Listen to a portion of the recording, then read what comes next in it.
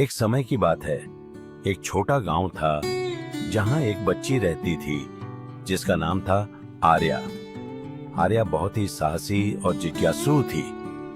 उसकी आदत थी कि वह हर शाम गांव के किनारे बने जंगल में जाकर घूमती और वहां की प्राकृतिक सुंदरता का आनंद लेती। एक दिन जब सूरज ढल रहा था और आसमान में लाल पीले रंग बिखर रहे थे, आर्या ने जंगल के अंदर से एक मीठी सी आवाज सुनी। वह आवाज इतनी मधुर थी कि उसने तुरंत वहां जाने का फैसला किया। लेकिन जैसे जैसे वह उस आवाज के करीब पहुंची, उसे एहसास हुआ कि यह कोई साधारण आवाज नहीं थी। यह एक जादुई बांसुरी की धुन थी जो हवा में गूंज रही थी। आर्या ने धुन का पीछा किया और अचानक उसके सामने एक बड़ा पुराना वृक्ष आया।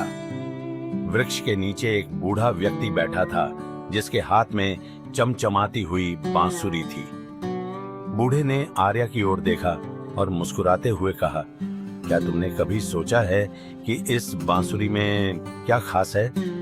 आर्या ने सिर हिलाया और उत्सुकता से पूछा, नहीं, लेकिन मैं जानना चाहती हूँ। बूढ़ा व्यक्ति धीरे धीरे मुस्कुराया और बोला, यह कोई साधारण बांसुरी नहीं है। यह बांसुरी जिसे भी बजाएगा उसकी सबसे बड़ी ख्वाहिश सच हो जाएगी। लेकिन इसके साथ एक शर्त है। आर्या हैरान हो गई और बोली, शर्त? कैसी शर्त? बूढ़े ने गंभीर होकर कहा, जो भी इसे बजाएगा उसे अपनी सबसे प्यारी चीज को छोड़ना होगा। क्या तुम इसे बजाना चाहोगी? आर्या थोड़ी देर तक सोच में डूबी रही।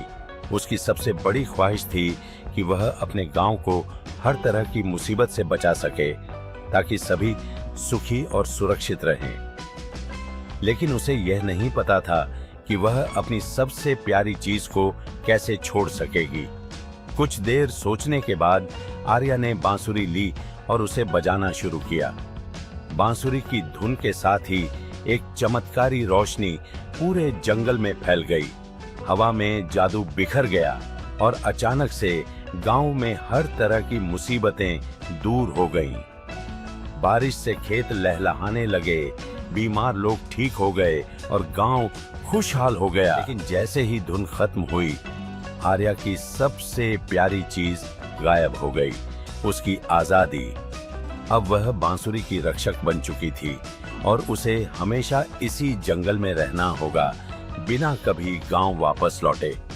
बूढ़ा व्यक्ति फिर से मुस्कुराया और बोला, तुमने गांव को बचा लिया, लेकिन अब तुम्हें यहाँ इस बांसुरी की देखभाल करनी होगी ताकि कोई और इसका गलत इस्तेमाल न कर सके।